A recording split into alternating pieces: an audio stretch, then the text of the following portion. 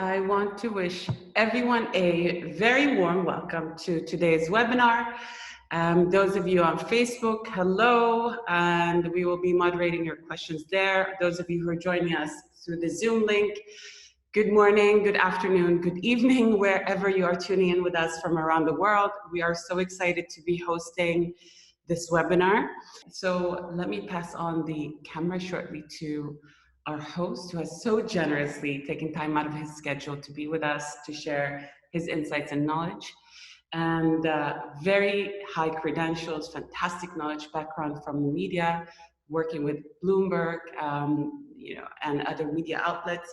He has a degree from Harvard Business School, a degree in economics, and we are so proud to find another chance to be listening to him.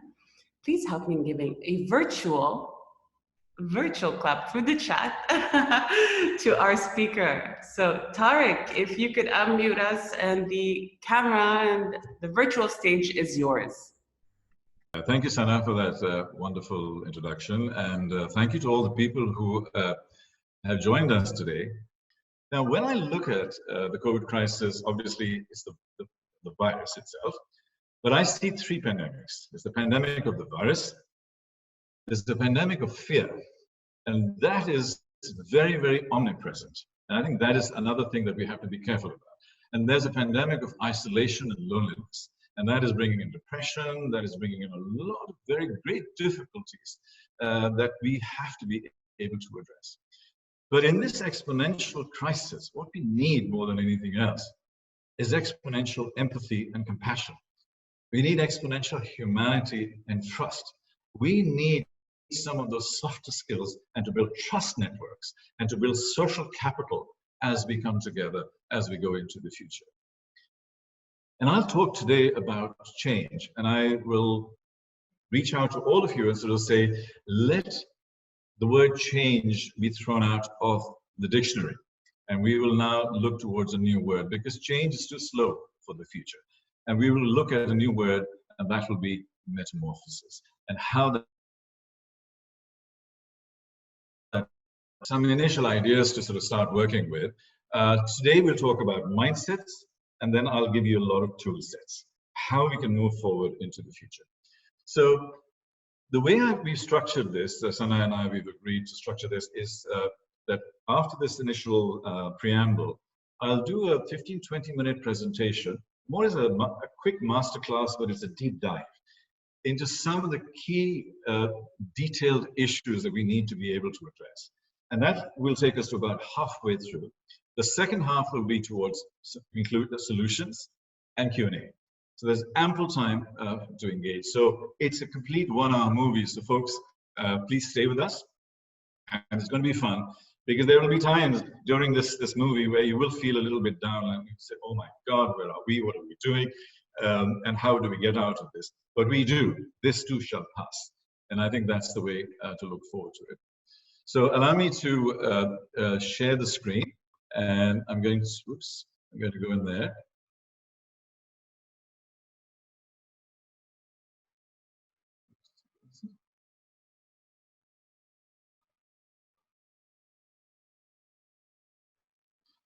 Okay.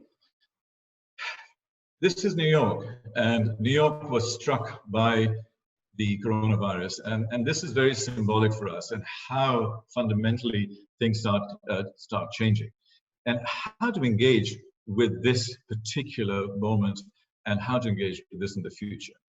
So when I look at the future, well, I'll have a rhetorical question with you. When you see this beautiful coral reef, what do you see? What do you feel? And the words when I'm presenting, I hear words like harmony, peace, a sense of psychological safety. Those are the kind of words that come in. But there's one beautiful word that we need to be looking at and thinking about today. And that is how I start all of my presentations. And the future is going to be decided by trust. We need to build trust networks. We need to build a whole sense of value chains linked around trust. And as we go deeper into this, you will start understanding why trust is absolutely critical. Travel will not work in the future if there's no trust. Financial institutions will not work in the future if there's no trust. and a renewed amount of trust, and how we find ways to collaborate. The second is building social capital. And this is also critically important because how we are working together and building the soft power and the soft collaboration of bringing societies together at this point in time is absolutely critical. And superimposed with that, values, ethics, empathy, harmony, curiosity, love. Those are the words of the future, folks. I know you thought this is going to be all doom and gloom. It's not. These are the values that we need to be working with. Now, I'm going to show you a picture of the future, and carefully look at the screen. I'm going to show you the screen, and you put it in the chat what you see. And I'll put it there for 10 seconds, and then you need to tell me what you see. Okay, here we go. Here's a little image, and here's a picture by an artist. What do you actually see? Okay, now we'll go back. Now, what do people see? Do you see a picture? Do you see something in there? And when I put this out there, less than 10% of the people in the room actually get to what we're looking for. But the whole idea with the future is that once you've seen the future, once you've seen the shape of the future, then you cannot unsee it. So I'll give you an example. So what it is actually a dog. So now that you've seen the dog, when you go back, you can totally see it, can't you? So my job with you today is for you to be able to see the future so that when the future comes into your life, it actually starts making sense. And this is a very important perspective because we need to be able to find our space and our niche and carve out key elements within that because it's really critical how we can take this thing forward. So as we move forward, let's just look at the pandemic and how it started. It started in China, rapidly into South Korea, into Japan, and then it jumped right across into Iran, then Europe, from Italy, and then the United States. And the thing that has shocked the whole world, futurists like myself and everybody else, is that the speed at which it has happened. The whole world is absolutely interconnected now. And so within 24 hours, a virus can go from point A to point B, and the whole world is now infected. And this is the speed at which the future will travel. So therefore, if we think in a linear fashion, we won't survive. We have to think exponential, and constantly this word exponential will be there. This is today, April 14th, almost 2 million people. Now, this is really sad. This is really difficult. However, let me put this into context. In context, the Spanish flu, 1918, 1919. Do you know how many people we had there who actually got the Spanish flu, which is almost 1/3 of the population at that point in time? 500 million people were infected, and 50 million were directly affected who actually contracted it, and they died. So, and even in the United States, it was 675,000 people that died because of the Spanish flu. So in comparison, we are thankfully and gratefully miles and miles away. However, we shouldn't overlook these numbers because once you hit 100 and it goes into an exponential doubling mode, it'll be 200, then it'll be 400, then it'll be 800. And we have a doubling cycle. In the United States at the moment, it's about 11 to 13 days where it would double. So if it's 500,000 people who've got the virus today, in 11 to 13 days, it'll be 1 million. And in 22 to 26 days, it'll be 2 million because it gets onto the exponential curve and we move fast like that.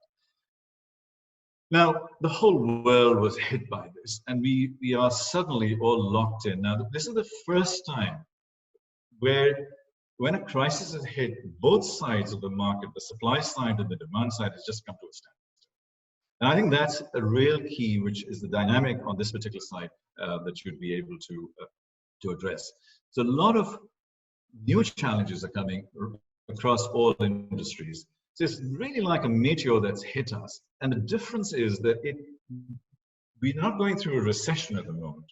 Right now, it's just paralysis.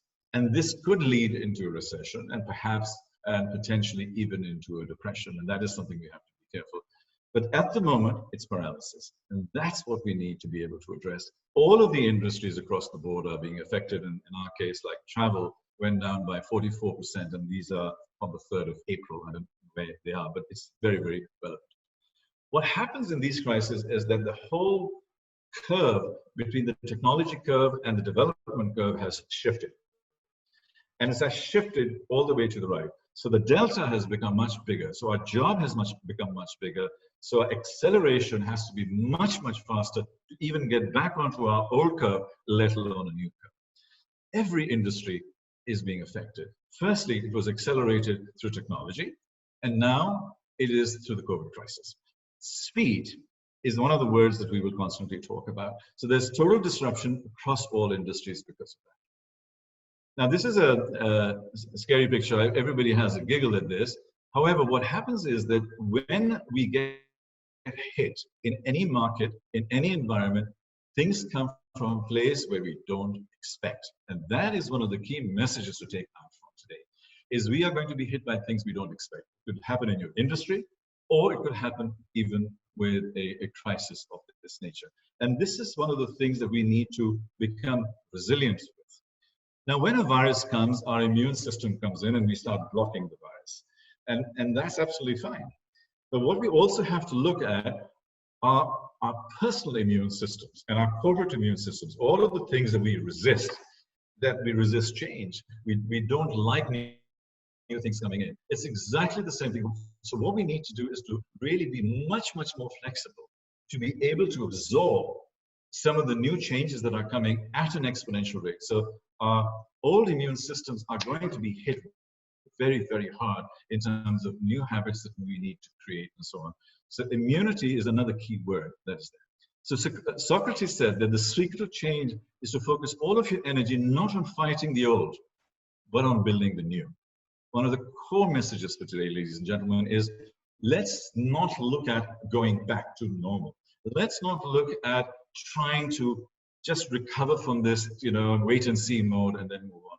But let's just say, okay, we have the situation, we've got to deal with it. How do we move forward from here? So what do we do this? Remember I said in my opening statement that we don't want to talk about change anymore.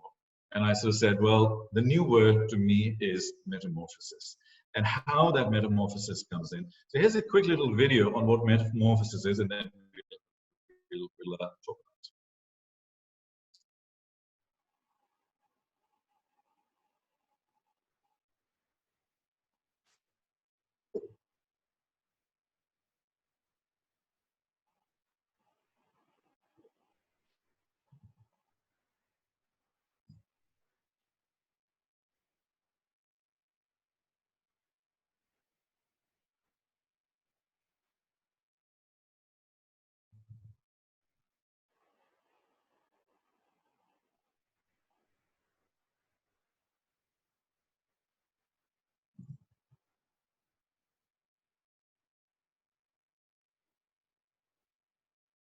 So here's an example of a butterfly going from an egg to a caterpillar and going into its pupa, into its chrysalis, and then liquidizing itself and coming out as a beautiful, vibrant butterfly.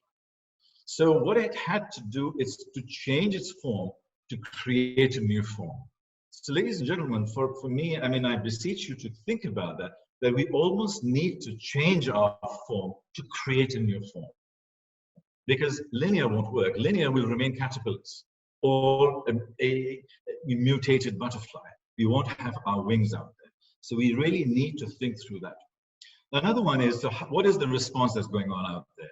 The response is that exponential technologies, the 100 million scientists and so on, are coming together. Now, all of these new technologies are both crossing over and creating its own new environments. You must have heard about it's called the Gutenberg moment. And Gutenberg in 1451 invented the printing press. And when he invented the press, everything changed. Science changed, religion changed, education changed, engagement happened, Renaissance happened. Every single thing happened only because of one new invention. Today, there are at least 20 Gutenberg moments happening simultaneously. And these are the kind of things that are going to attack the virus and find solutions. There's also good news is that high performance computing from Google, Apple, Microsoft, HP, and MIT is involved, and all of the major universities, they're all coming together and saying, we've got to deal with this nonsense. And this is very powerful, and this is one of the responses. The world is moving fast.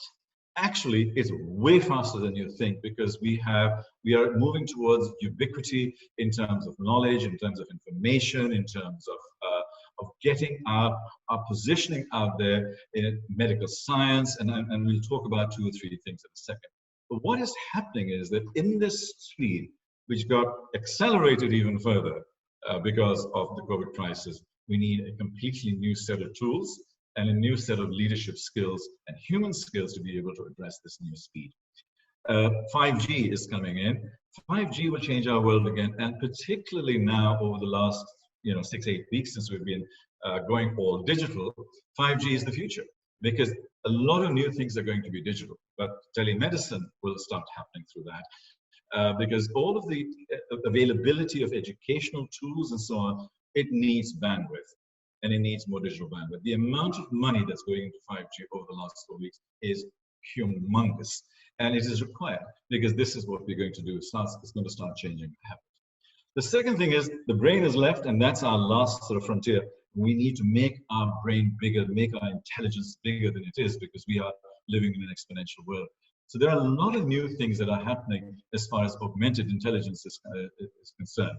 And in terms of augmented intelligence, augmented reality, virtual reality, using all sorts of holograms and stuff like that, all of these things are coming together as far as the brain is concerned. And there are ways to be able to utilize our ability to engage and utilize our brain and augment our brain. And let me explain how. It's not just putting a chip in your brain, but actually utilizing, and there's a company which creates mentors like, which is the next slide, people like Gandhi or Bill Gates or anybody like that. They can be put into a hologram, into an AI, human and digital form, and they become your mentors. So tomorrow, we are not going to be taught by any kind of person. We're actually going to be taught by Jeff Bezos about his business model, or Bill Gates about humanity, or about Fumio Kaku. So the whole thing is changing in terms of mentoring and stuff, and this is about human augmentation.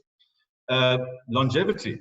We are going to live well beyond 150, 200 years. Our children and our grandchildren will live to 150, 200 years. And 100 will become the new 60. And 200 will become the new 90. So things will change, and this will fundamentally change institutions of religion and marriage and everything. I mean, can you imagine being married to the same person for 250 years? Marriage was created 10,000 years ago, and you live till 30, you just were married for about 10 years and you died. Now you can live for 300 years, and then what happens? A lot of changes are going to happen, and we start getting younger. So these are the good things. Now, the reason all of this thing is happening is the amount of data that we are able to pull together. Because of that, we understand our human body so much better. This is why I am so optimistic about the virus itself.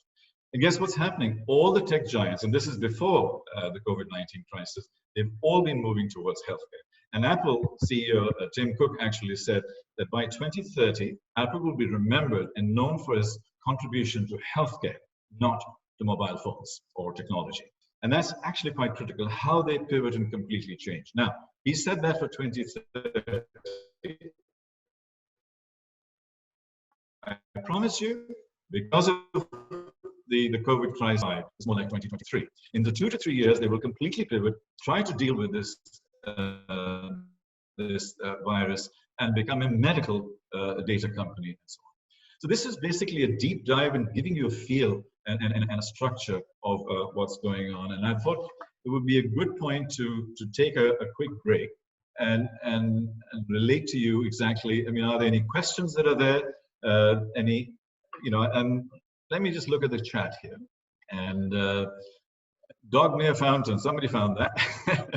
So what I'd like to do at this point in time is for you guys just to stop and think of what are the actions that we would start taking? What are the kind of things that we would like to do as we go forward?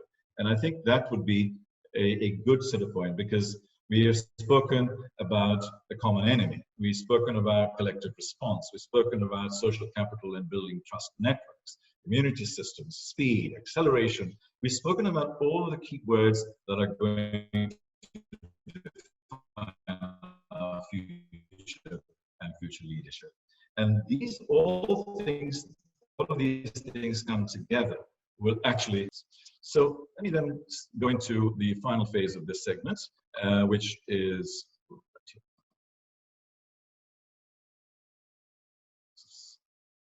sorry. There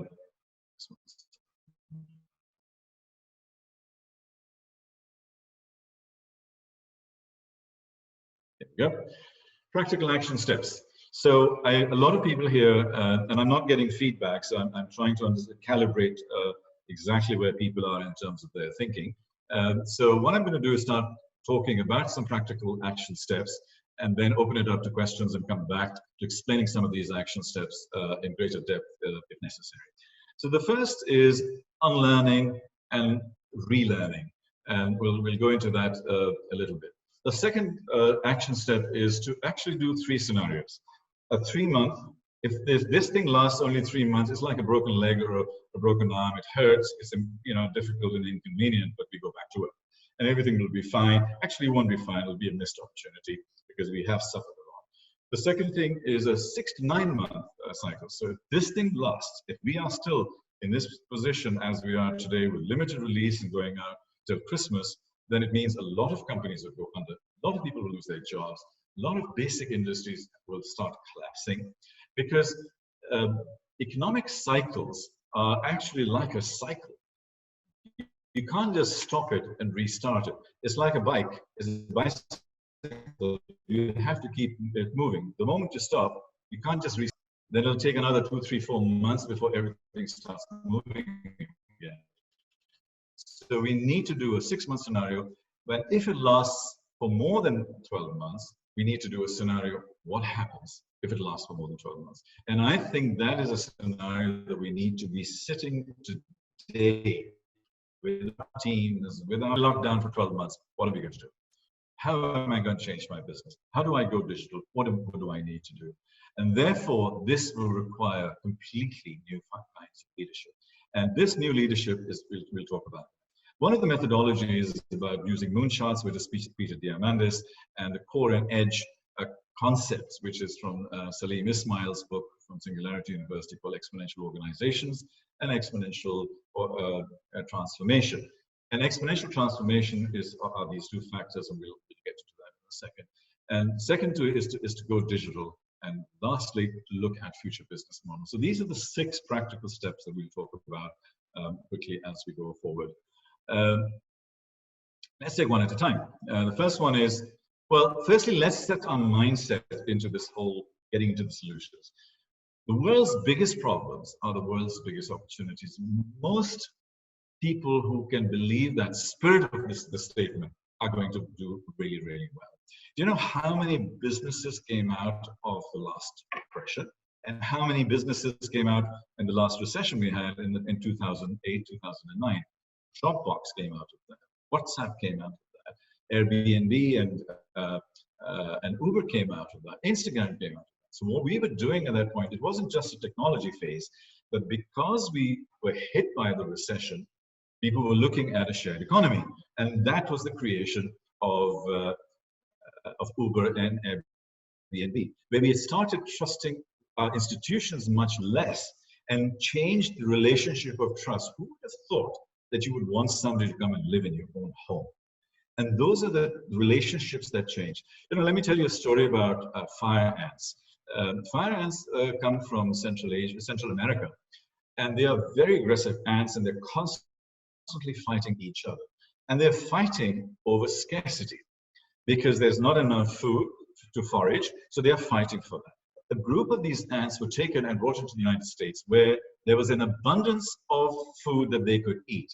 They stopped fighting, and over time, over 2 or 3 generations, their genetic make started changing completely.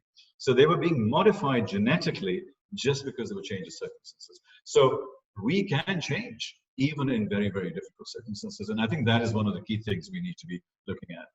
And what we need to decide is whether we'd like to remain in our fear zone, learning zone, or growth zone. And this is a little bit like the 5 stages of mourning and the 5 stages of grief. First you have anger, then you have, you try to negotiate and you bargain, and then it ends up in acceptance. And I think at this point in time, a lot of things will be toing and froing in terms of anger, in terms of bargaining, in terms of why has it happened to me and what's going to happen, and uncertainty. And all of those things are going to happen at the same time. So it is a little bit like grief. It's like mourning somebody's death or passing away. We are mourning the passing away of our former life, but it's given us an opportunity to create a future life. Now, the first one there was about unlearning. Alvin Toffler was very famous in this quote, where he said that the illiterate of the future are not going to be the ones who cannot read or write. They're going to be the ones who cannot unlearn, learn, and relearn. Folks, that's you. If you cannot unlearn all the things that you have been doing in the past 10, 20, 30, 40 years, and be able to relearn something new, then we're really stuck. And then relearning at a really, really exponential rate. And I think that's one of the key things. And in this relearning phase, creativity is one of the key things. And this is a study that was done at NASA, where they measured creativity against age on the 2 axes. And as we grow older, what happens to creativity? And it's a fun study. And here's a toddler, 3-4 years of age, cute, and on a creativity level, when I do it in a public seminar, everybody says hi, hi, and I say hi, very high, and really is very high. It's at 90-95% in terms of her creative capacity. Then guess what happens? We send this girl to school. And what happens at school? The creativity goes down to 50%. And the reason is habit and too much homework, and you can't do this, we can't do that, and restrictions, and this is why the schooling system has to be looked at. Then we save all our money and we do all of those wonderful things and send them to college. Guess what happens there? 25%. And you, ladies and gentlemen, and I sitting here are at a handsome 10%. So basically what's happened is that we were born geniuses in terms of creativity and curiosity, and we actually spent our lives just dumbing ourselves down. And this is something we need to go back to and start learning about our own creativity and using all our multiple intelligences, verbal linguistic intelligence, musical, mathematical, visuospatial, all of those intelligences need to start coming in, because folks, the computers can run the left side of the brain really well. We need to run the right side of our brain. And that has love and emotion and intuition and heart and soul and spirit and common sense. All of those things are in this side of the brain. And using these characteristics and attributes, putting them into super fast quantum computers is the way we will become absolutely exponential in the future and will be able to deal with it. Just learning maths and English, which is what a lot of universities require, is not enough. And that is why a new set of degrees are going to come in, a new set of qualifications that come in. You may become a musician or a conductor of an orchestra, a bioethicist. And if you want to do a degree, and if you have young children, send them to do one of these. And if they're not doing it, encourage them to. And all of us, we can go back and learn this. All of this is available online for us. These are why a music conductor to be on your board? Because I do something with Rob Capillo. It's a wonderful event that I do with him. And he is the maestro from the New York Philharmonic Orchestra. He's the conductor of the orchestra there. And he talks about the future of listening for trends, listening for possibilities, listening in a different way. Conductors, when they're standing in front of that with their baton on like that, and they have the entire orchestra behind them, they're just not there for fashion and fun. They're actually listening and harmonizing and pulling things together without actually even looking. So the ear and the sensitivities of a musical conductor in terms of what they can do in a board or in a business is massive. And those are the kinds of skills that we need to learn. Nursing and health counseling, I mean, these are some of the new businesses that have come. So what we need to do is to start looking at new jobs and developing ourselves in these areas. We spoke about the 3-6-9 month scenario planning, but the important thing is, if this thing lasts 6 to 9 months, which is very likely, resilience and resourcefulness is what we need to be working on.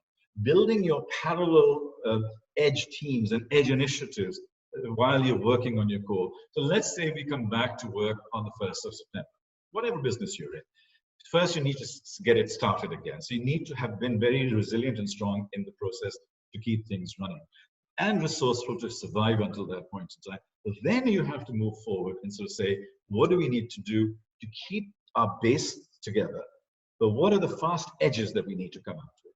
And these are the helicopters, these are the fighter jets who will come in and attack new markets and new environments. And like I said, with Uber and WhatsApp and Airbnb, who came out of a recession, from this recession, and during this time, all the creative people, all the entrepreneurs, all the startups are going to start coming in. And you will see a plethora of new startups that are going to be out there. And in this environment, while we're doing this, we will need future leadership traits. Now, in the past, the leadership traits were about managing environments, managing assets, ensuring that risk is handled.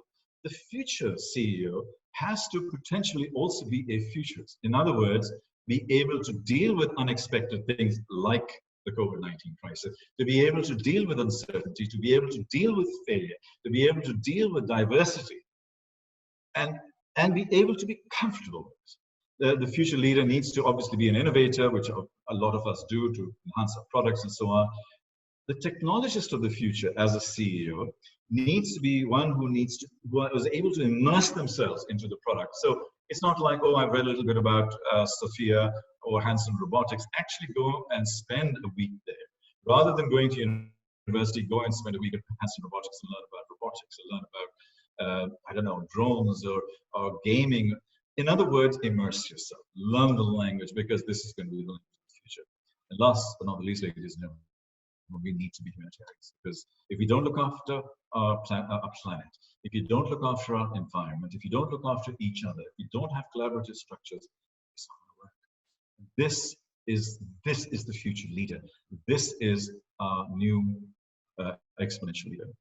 Here are pictures of 7 leaders, and these 7 leaders, they're all heading countries, and they're amongst the leaders of the COVID crisis, who've done really, really well. They have done it with humanity, they've done it with empathy, they've done it with competence, and they've done it with heart. What's common amongst all of them? They're all women, ladies and gentlemen. They are looking at the crisis in a completely different way. So some of the best responses in the world came through women leaders. And I want to take this thing further and bring it closer to home. United Arab Emirates, UAE and Dubai, and we are very blessed to be living here. Can you just look outside your window and imagine even one day when our electricity wasn't working, even one day when our water wasn't working, even once when you went to a grocery store and there was a line there? Folks, there's a quiet brilliance in terms of what's going on here. And that is that they have built these infrastructures in a beautiful soft power, soft way behind us. The logistics are working. And the numbers are getting higher in UAE at the moment, not because the numbers are higher, but because they are doing a lot of testing, exactly like South Korea did. And that is the best example, and Singapore is doing the same thing. So here are 10 countries which are actually managing the COVID crisis using some of the new leadership structures and building trust and social capital with each other. That is so important at this point in time, because, and that is what we will see as this thing develops, will start working. And amongst the most unsung heroes in the world are nurses and health workers and teachers, and they are the new heroes. And they get clapped, they get applauded as they're coming out from home. And this is all over the world. Hopefully, from this point onwards, we will be able to look after them more, rather than 3 months from now, forget them, and they go down to 2% increase of salary a year and just leave it at that. I think this is a reset. This is the COVID reset for the healthcare sector, for the essential working sector. We need to be able to respect them more and actually embrace them, because they are an integral part of our future, because these things will happen. So when we look forward, we're very good on the current board side of things, but for the business people and the CEOs in this group, we create a nerve center. We create scenario analysis, which we spoke about. The resilience response mechanisms can be put together and reinvent ourselves and build edge teams. So every single organization, every single CEO of a larger company here needs to be looking at a future readiness board, not a current handling board. And this is really a new discipline and create a completely new environment there. And this nerve center will have many, many components within that. So you can have your present focus, which is the core, and the future focus, which is planning ahead, and different elements start coming within this area. So this is really the end of my phone presentation. It's been rather long, and just speaking into a camera and talking into a dot is quite interesting. But I think it's really important that we have a closing message and a feeling that will enable us to move forward. And one of the messages is about metamorphosis and a fundamental shift. I'm going to put another video on for you, and it is about an eagle, and I'll slowly talk through that.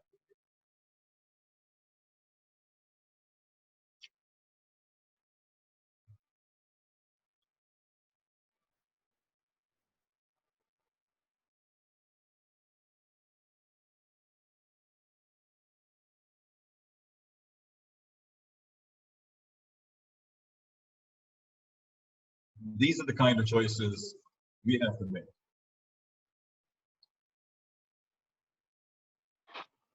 The eagle starts becoming weaker. It cannot hunt in the same way. It's just not strong enough.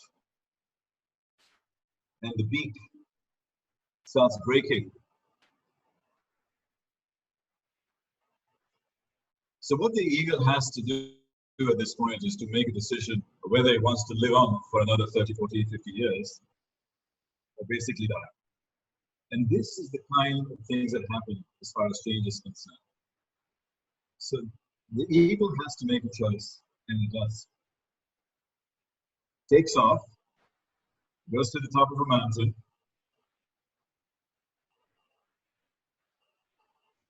and then it literally starts knocking its beak on the side of the mountain until its beak breaks off. And then it starts growing again, just like nails. And then it takes off its talons, its nails, and they grow back. And it takes off its feathers, and they grow back. Everything grows back. And this painful process is 150 days. And in these 150 days, which is not dissimilar to the way we are today, we may be in this lockdown, semi-lockdown period for 150 days, for 120 days. But this is our moment for metamorphosis. This is our moment when we can start our process of not change, but a fundamental shift. Try and decide what kind of beak are you going to break. I have broken my beak 2, 3, 4 times in my life. I was a failed accountant, and then I went into business, then I went into financial services, to entrepreneurship. From there, I went into the media business and came out, I went back to business school. I kept on reinventing myself as an entrepreneur and as a person. And today I have reinvented myself as a futurist, as somebody who can connect with you and talk about the future and this particular crisis, this particular way. And this is my broken nose. And I have a broken nose, it's a bit crooked anyway, but you will be able to see that we have to be able to do all of these things and build personal resilience. And I know this is a dramatic picture, who can have abs like that, but there you go. Metaphorically, this is how strong we need to become mentally. This is how strong we need to become in our businesses, that we can take risks and still survive and thrive as we go forward. So in this wonderful world, we need to stop and say, what really matters? What truly matters? Ladies and gentlemen, what truly matters at the end of the day, with all of these things happening, is family and friends and developing your full potential, working as a team and pursuing something that you absolutely love and desire. And if we can find our dream, and if we can look at the world as we want it to be, and then find something within ourselves, that energy to be able to go there and to be able to achieve that, that will make our future. So COVID crisis, it will go away. It will be a thing of the past very quickly. Maybe it'll take 9 months, maybe it will take 12 months, 15 months, but it will go. And that is how we need to be able to see this particular thing. So I'd like to end the presentation with a happy message. We need to be able to understand ourselves and actually be happy and find in this moment the things that make it work for us. And that is how we need to be able to look out for ourselves. So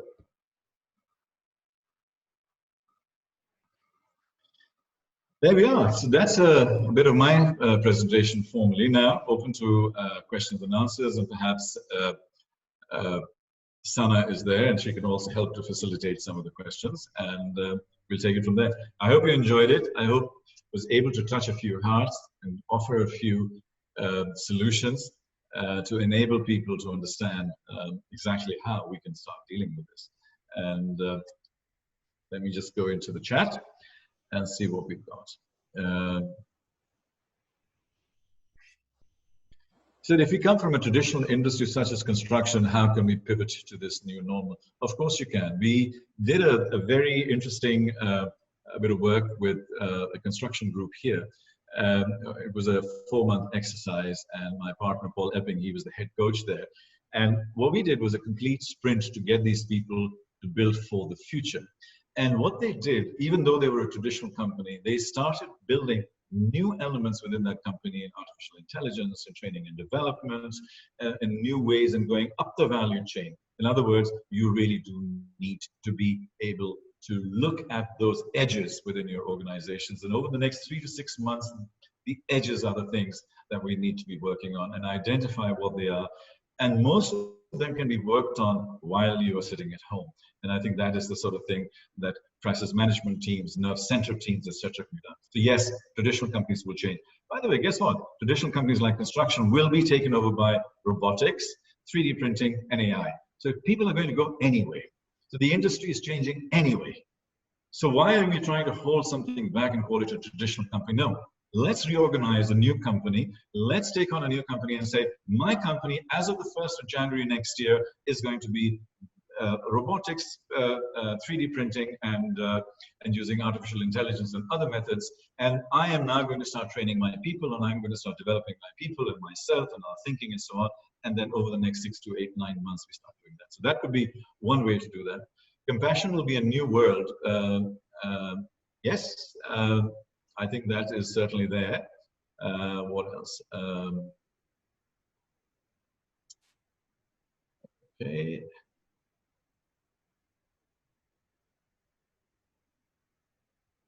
There we go.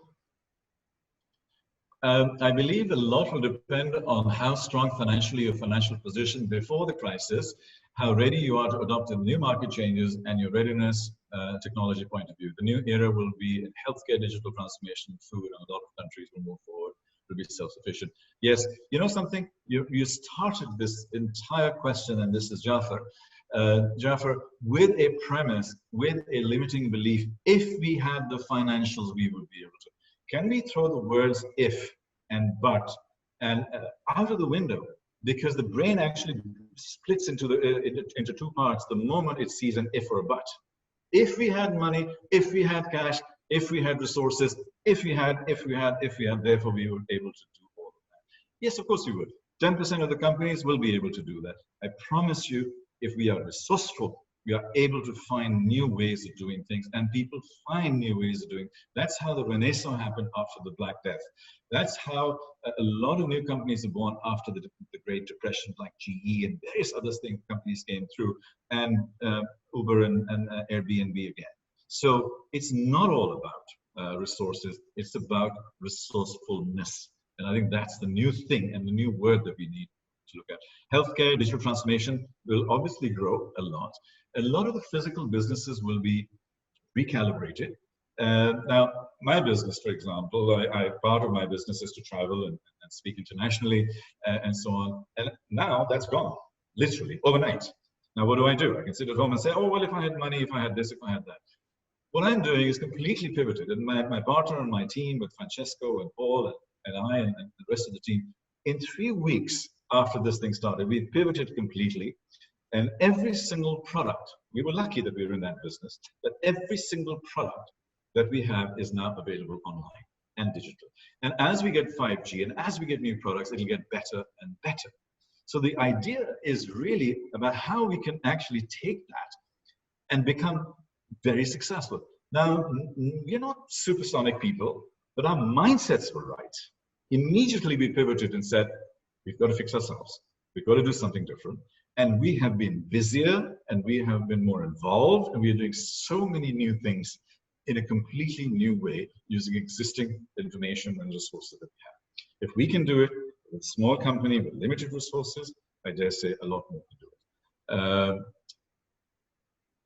What we have, what would be the most critical personal skills to develop to thrive in the post-COVID economy?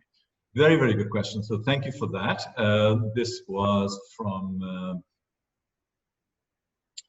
Mahreen Kazi. The most important skills will be the right brain skills and the heart-based skills and the heart-brain connection. The most important skills would be things like curiosity, intuition.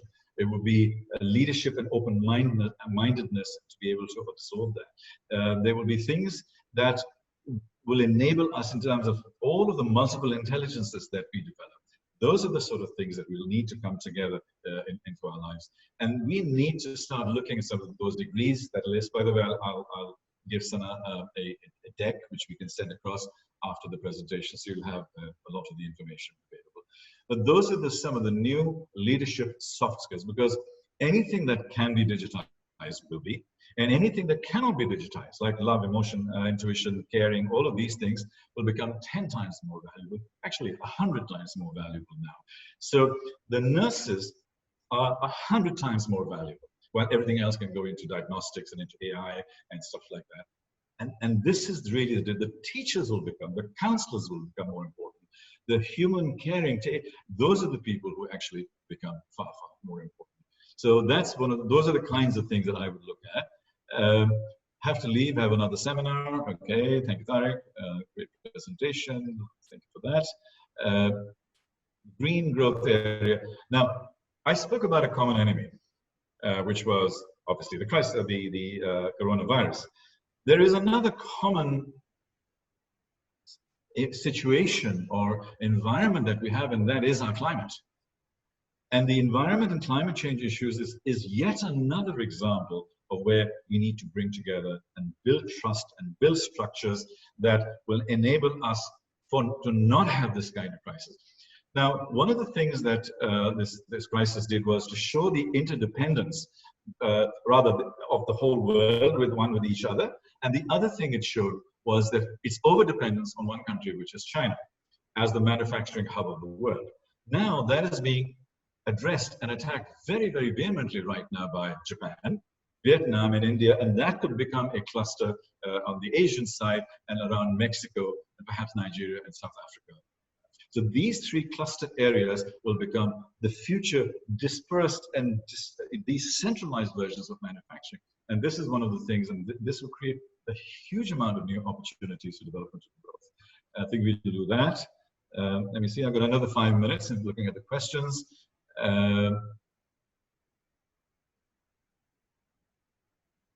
I see that the solution depends on exponential collaboration and exponential adaptability of businesses, governments, and societies. Thank you, Najla.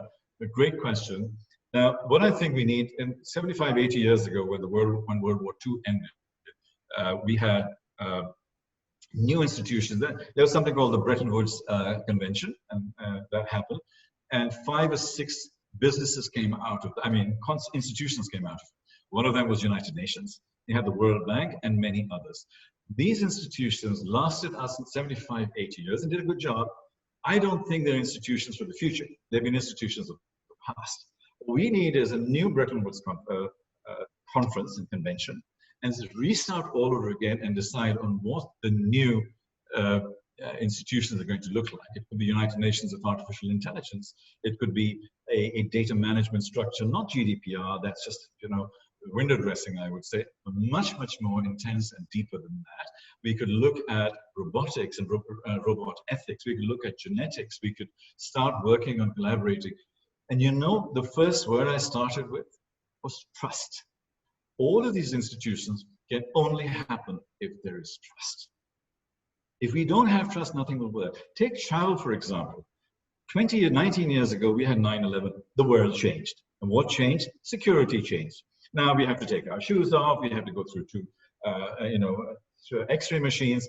And the cost of doing that travel became much higher. Guess what's going to happen, folks? The cost of travel is going to become much, much higher. Because just like we have an identity passport, we will have a health passport. It could be, a chip. It could be a Fitbit. It could be various other things.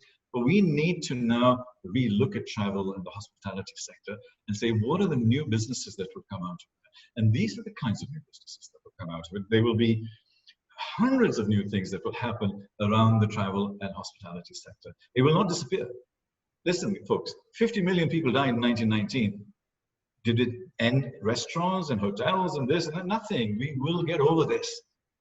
But we will get over this and look into the future with something fresh and new. And health is one of them, and travel will become, we will have travel passports, folks, and everybody, perhaps we'll have to change our travel habits.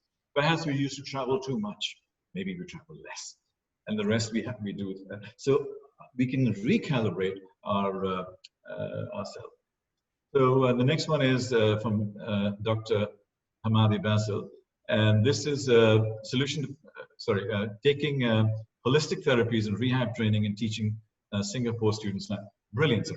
I think we need to go back to the basics. We need to go back to foundational principles. So when you're looking at the future business from a personal side and personal development side, all the personal therapies, meditation, healthcare, yoga, any kind of natural therapies are going to also work. And this helps to make our mind much, much stronger. And this is how we can start building the future. How about the oil industry? Yes, how about the oil industry? And as far as the oil industry is concerned, the oil price is quite low, but the renewable industry is very high. And prospects are great. So all of the oil companies will need to reposition themselves as energy companies. And we were looking at Energy 4.0 as a way of the future. Actually, now I think it's Energy 5.0. And somehow we've just missed a decade in between, a generation in between, because we've just leapfrogged forward because of this particular crisis, because the cost of the oil price is quite low. And renewables are getting there faster and faster. So one of the big industries of the future, solar industry and wind and others. So what we can do is look at not oil as in oil, but energy as an industry and provide that. You know that the cost of solar energy is now less than 2 cents per kilowatt hour, less than 2 cents. That's almost for free, and it will become near free. When you look up into the sky, all you see is sun. 5 days of sunshine gives us more energy that we need than all of the combustible energies put together. All we need to do is to capture them, control them, and redistribute them. And I think that's the kind of thing and the philosophy that we need to be looking at is say, okay, what do we need to do in solar and how can we do it in renewables? And there will be a phase out over the next 5, 10, 15 years. But my guess is that if the oil industry and the current combustible oil sector was going to last another 20 years, it probably has just gone down by half because of the acceleration that will come together. So I see Sana coming back in. I do have a couple of final questions. Food industry works very well. Restaurants are going to be back. Logistics will be great. Everything will happen automatically. Robots are going to do the work, and we're going to be doing the thinking. There we go. Amazing. Tariq, I'm mindful of time, and I know you have a busy schedule already. This was fantastic. There are questions dropping in on every medium right now. So I love it. You've clearly, intrigued our minds, and there's a lot of food for thought here, which is fantastic. So for sure, we will stay connected and follow many of your advice. If you want to leave with one last word or one last idea, concisely, what would that be? Go back to foundational principles, go back to humanity, go back to trust, build trust networks and social networks. They will keep you together because when all the things are going all over the place, that's what's going to keep you together. And I spoke about metamorphosis and I spoke about butterflies. Basically, we should start the butterfly effect from here, from this call, from yesterday's call. And this is the butterfly flapping away and going into the future, helping each other, collaborating and trusting and building a wonderful world. Thank you. Beautiful. Thank you so much again for sharing your insights and being so generous with a lot of your knowledge. We will be sharing this link with this presentation for those that have registered. Thank you everyone for all your fantastic questions, very insightful questions. Of course, stay connected with us. And if you do have more questions and you want more insights, feel free to connect and we'll be so happy to help you. And we have a lot more webinars coming up, so make sure that you are following Nina Speakers to stay tuned of what's happening next. Tariq, again, fantastic as always. I appreciate it so much. Thank you. Thank you. I know there was a lot of information in there, but I was just trying to contribute as much as I can. Fantastic. Well, I feel hopeful, and we have lots of great ideas that came out of this session. Everyone, thank you so much. Have a fantastic continuation of your day, and take care, Tariq. Thanks again. All the best. Thanks, Anna. Cheers. Bye-bye.